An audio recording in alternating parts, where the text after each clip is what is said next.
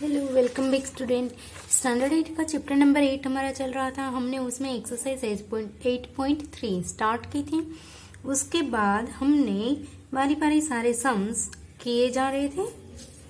अब हम पहुंचे हैं हमारे क्वेश्चन नंबर 5 पे।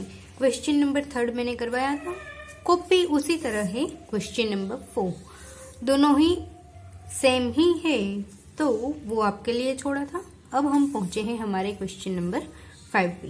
क्वेश्चन नंबर 5 हमारा है, Vasudevan is wasted 60,000 at the interest rate of the 12% per annum compounded half yearly। यहाँ पर 60,000 आपको दिया गया है, 12% पर एनम वो रेट है, जबकि आपको यहाँ कंपाउंड इंटरेस्ट फाइंड करना है। लेकिन यहाँ आपको बोल दिया गया है कि कंपाउंडेड हाफ ईयरली आपको काउंट करना है। तो अब उसमें क्वेश्चन नंबर 1 करके दिया गया है after 6 month and second is after 1 month. अब हम देखते हैं, पहले पी लिख लेते हैं। पी हमारा होगा 60,000, जबकि आर है हमारा 12% और हाफ ईयरली हमें फाइंड करना है। तो फर्स्ट है वो हमें दिया गया है आफ्टर 6 मंथ।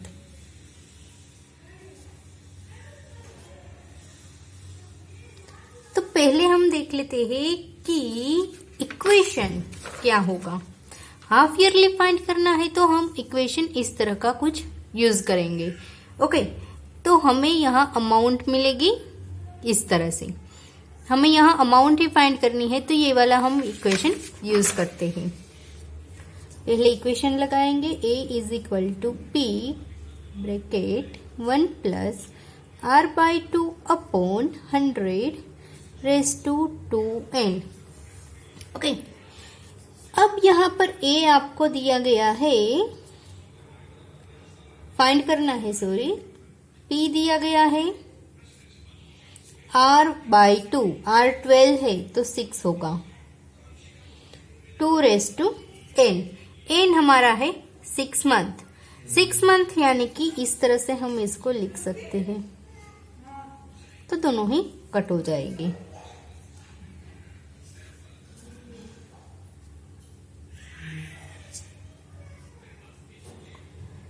तो ये हो गया 60,000 मल्टीप्लाई बाय 106 अपॉन 100। अब इसको कट करेंगे और ए को फाइंड करेंगे, तो आंसर आएगा 60,000 3600।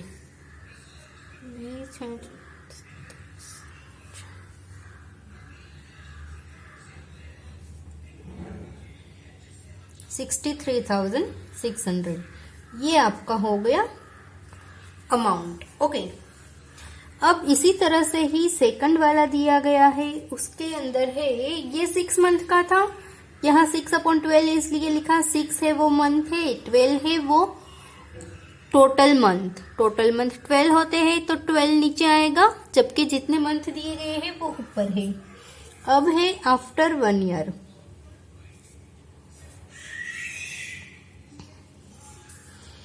तो उसके लिए भी यही इक्वेशन यूज होगा, क्योंकि हाफ ईयरली फाइंड करना है।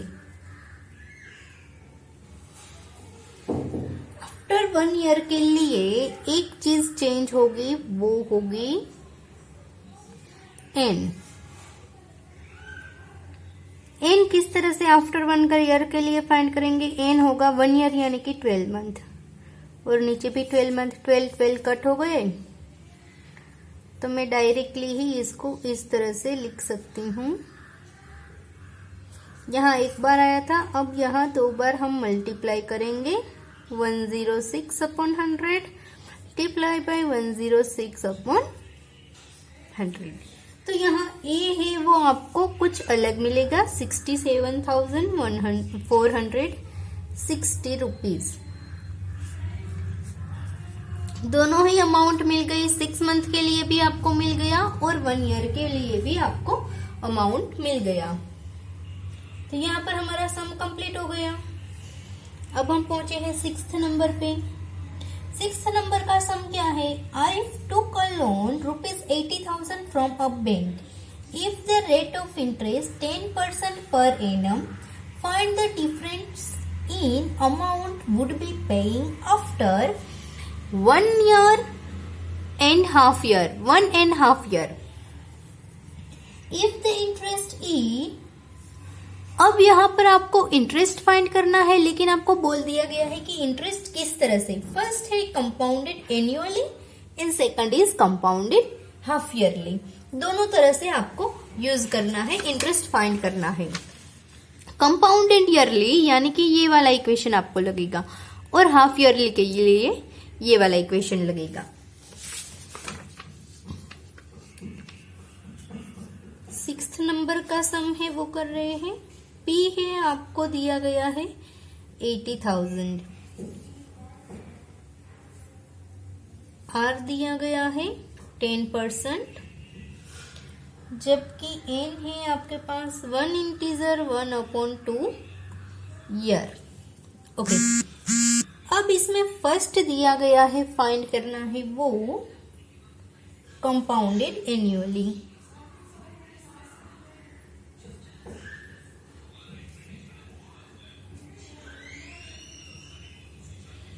एन्युअली है, मैंने ईयरली लिख दिया, चलेगा। इक्वेशन कौन सा है वो आपको पता होना चाहिए। इस तरह का इक्वेशन लगता है।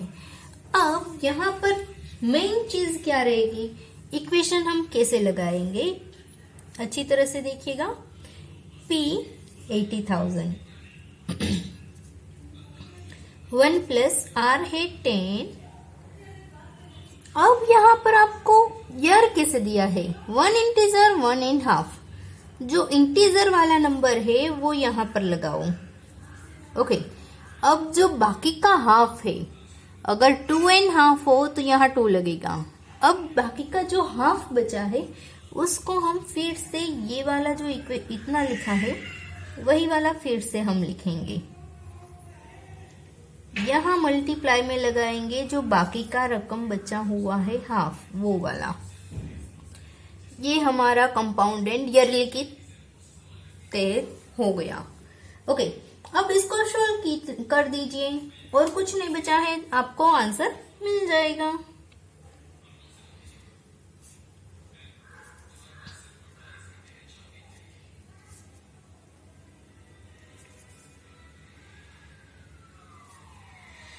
अब इसको कट हो रहा है वहां पर कट कीजिए, बाकी मल्टीप्लिकेशन कर दीजिए, तो आंसर आएगा 92,400 रुपीज।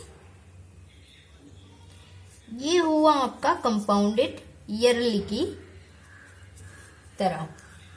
अब दूसरा है वो है कंपाउंडेड हाफ ईयरली।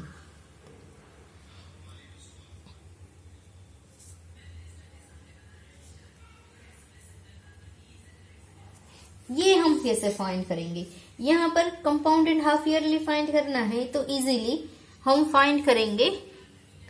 पहले इसको, इस तक को हम इस तरह से लिख सकते हैं, 2 1 2, 3/2 ईयर। अब इक्वेशन लगाएंगे हाफ ईयरली की वजह से, ये इक्वेशन हम यूज करेंगे।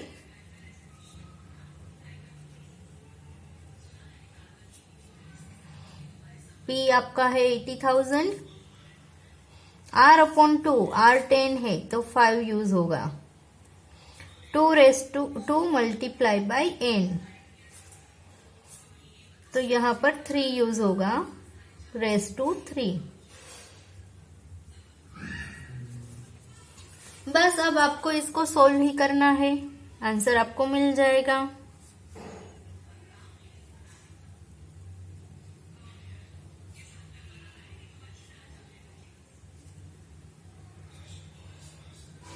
तो यहाँ आपको अमाउंट मिलेगी, अमाउंट आपको जो मिलेगी वो अमाउंट होगी 92,610 रुपीज। बस आपको यही फाइंड करना था, अमाउंट जो आपको मिल गया है, बिल्कुल इजी है। 7th नंबर का सम है, Maria invested 8,000 in a business, she would be paid interest 5% per annum compounded annually. अब आपको फाइंड क्या करना है, amount credited against her name at the end of second year, यानी कि सेकंड ईयर 2 साल का आपको इंटरेस्ट फाइंड करना है, कंपाउंडेड इंटरेस्ट 2 साल के लिए। फिर दूसरा है interest for the third year, और तीसरे साल का भी आपको इंटरेस्ट फाइंड करना है। तो पहले आपको क्या फाइंड करना है, 7th नंबर का सम है, उसके अंदर मैं आपको हिंट दे रही हूं, आपको खुद सम फाइंड करना है। पहले compound interest for 2 year, yearly find करना है 2 साल के लिए, आपको आंसर मिलेगा। फिर दूसरा फाइंड करना है कंपाउंड इंटरेस्ट फॉर 3 ईयर, उसके बाद 3 साल के लिए फाइंड करना है। फिर जो इंटरेस्ट ज्यादा है उसमें से कम वाला इंटरेस्ट निकाल देना है, यानी कि 3rd साल का जो इंटरेस्ट है और इसका डिफरेंस फाइंड करना है।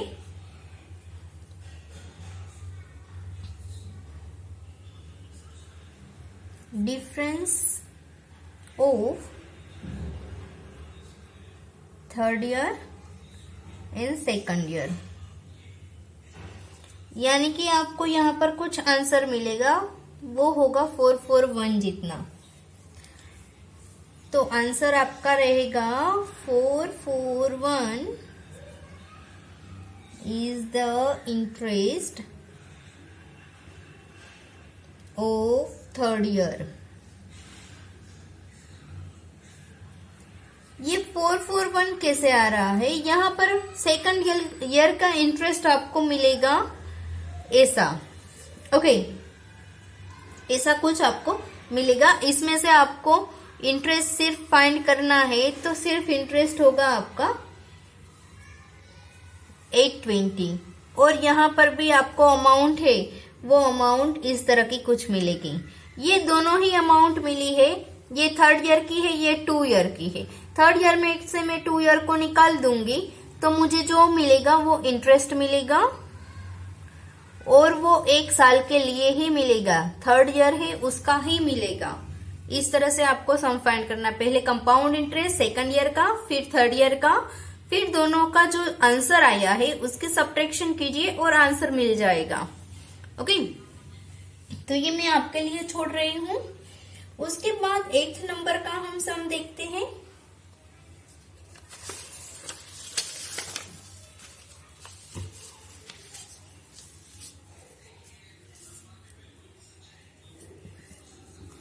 क्वेश्चन है, find the amount in the compound interest on ₹10,000 for 1 integer 1.5 year for 10% per annum, compounded half yearly.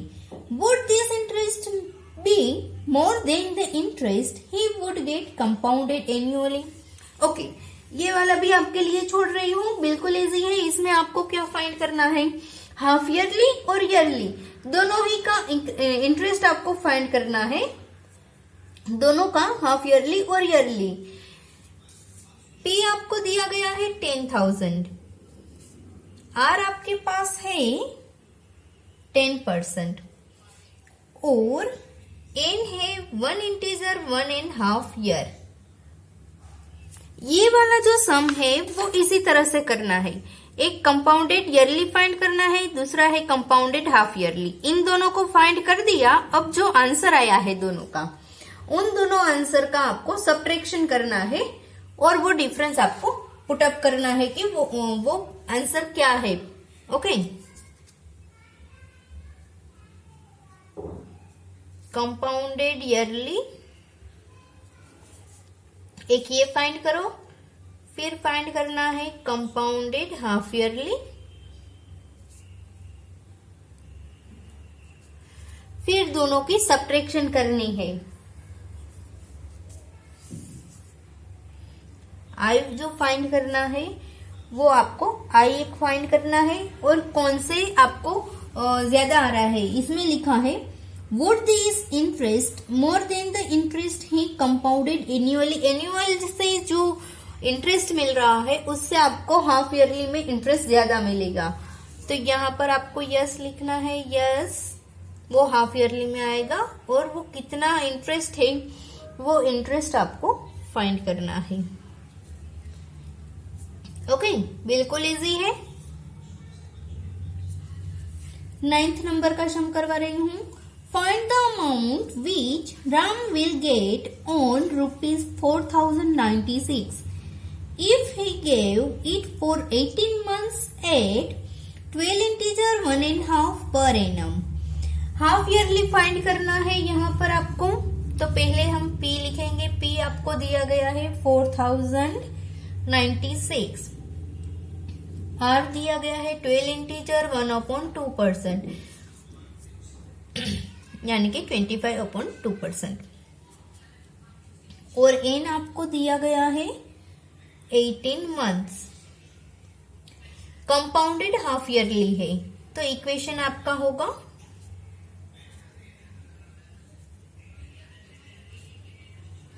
Compounded half yearly के लिए इक्वेशन है ये। अब इसी इक्वेशन के मुताबिक हम वैल्यू पुटअप करते हैं।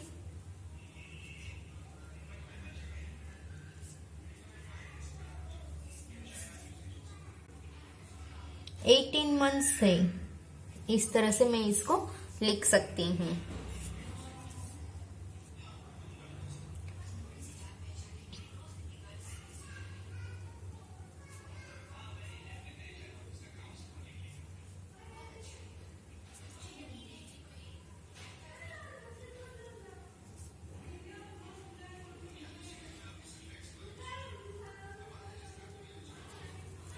तो ये आप फाइनली जब मल्टीप्लिकेशन करोगे तो आपको आंसर ऐसा कुछ आएगा, जो है आपकी अमाउंट जो आपको फाइंड करना था वो मिल गया।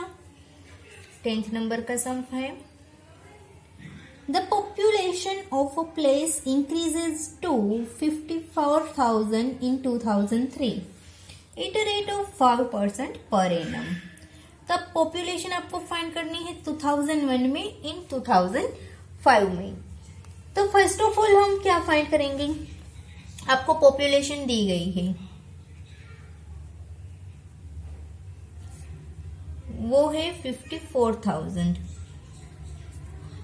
कौन से साल में है, 2003 में, जबकि आपको आर दिया गया है वो है 5%। अब फाइंड करना है वो 2001 का और 2005 का फाइंड करना है। पहले एक्सप्लेनेशन में दे रही हूं। 2001 यानी कि 2003 में से 2 साल निकालना है, तब जाके आपको मिलेगा 2001। और दूसरा फाइंड करना है 2005, यानी कि इसमें आपको 2 साल इंक्रीज करना है।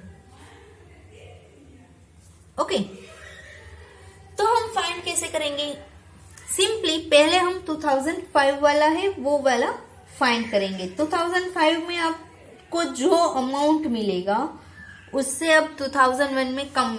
यहाँ पर आपको पहले 2005 के लिए फाइंड करना है, फिर 2001 के लिए। तो पहले मैं 2005 वाला फाइंड कर रही हूँ, मिस्टेक हो गई थी उसमें। P आपके पास है 54,000, R आपके पास है 5 ही है ना, हाँ, और N हो गया 2 साल के लिए।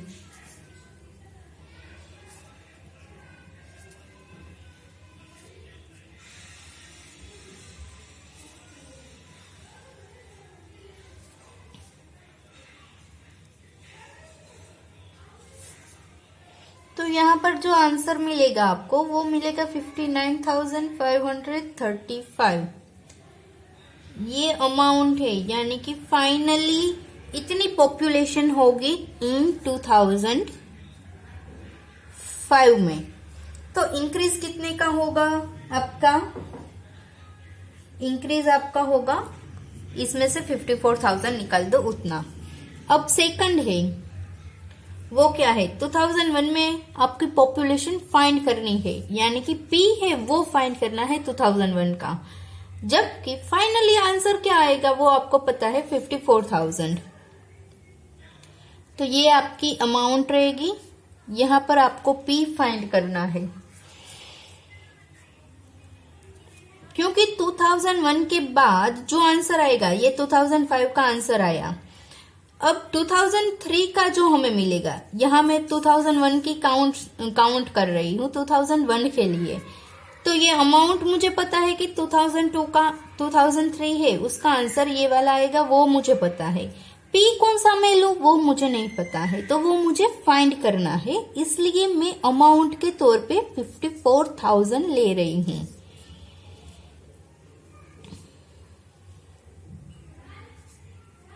तो यहाँ पर आपको जो कट होगा और मल्टीप्लिकेशन होगा वो इस तरह से होगा, यानी कि आपको यहाँ फाइनली आंसर आएगा इतना।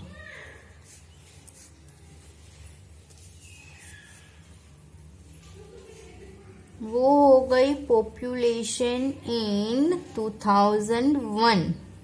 2001 में इतनी पॉपुलेशन होनी चाहिए। ये 2003 की है, 2001, 3 और 5 तीनों की पॉपुलेशन मिल गई। 2001 की पॉपुलेशन कम ही होनी चाहिए 2003 से, तभी जाके आपका आंसर है वो सही रहेगा। अब 11th नंबर का देखते हैं। In a laboratory the count of a bacteria in a certain experiment was increased at the rate of 2.5% per our. यहाँ आपको ओवर दिया गया है, ओवर के तौर पे दिया गया है, जो आप एनम के तौर पे यूज कर रहे हैं वही मेथड से आपको यूज करना है। Find the bacteria in the end of the 2 hour if the count was initially count आपको दिया गया है और 2 आवर के बाद आपको फाइंड करना है। तो यही वाला आपको इक्वेशन यूज करना है। यहाँ पर आप पी आप यूज करेंगे,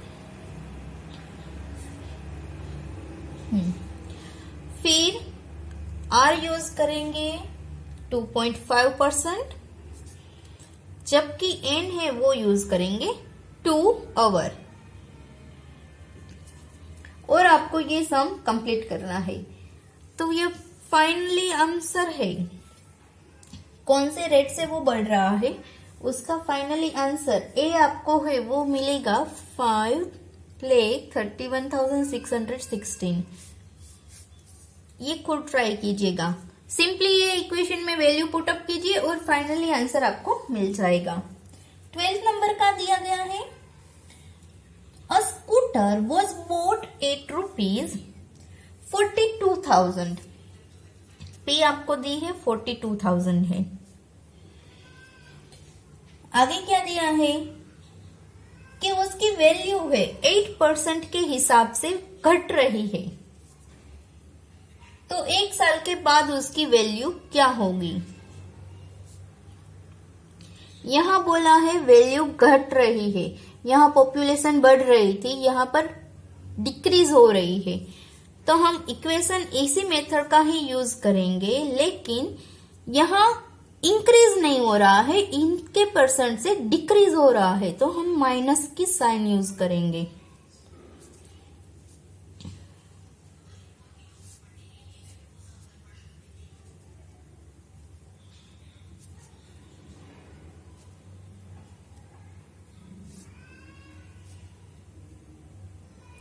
So, 92/100। तो यहाँ फाइनली आपको आंसर मिलेगा वो होगा 38,640। 1 साल के बाद स्कूटर की वैल्यू होगी, after 1 year value of scooter ₹38,640। बिल्कुल इजी है सारे सम्स, बस आपको समझ में आना चाहिए कि हाफ ईयरली हो तो कौन सा इक्वेशन, ईयरली के लिए कौन सा। मेनली आपको बे है दो ही इक्वेशन याद रखने हैं, एक ईयरली का एक हाफ ईयरली का, और सारे सम्स उसके ही मुताबिक होने वाले हैं। तो यहाँ पर हमारा जो चैप्टर है 8 नंबर का वो कंप्लीट हो गया है। तो अब हम नेक्स्ट वीडियो में जब मिलेंगे तब नए चैप्टर के साथ मिलेंगे। तब तक के लिए बाय बाय स्टूडेंट्स, और प्रैक्टिस कीजिए।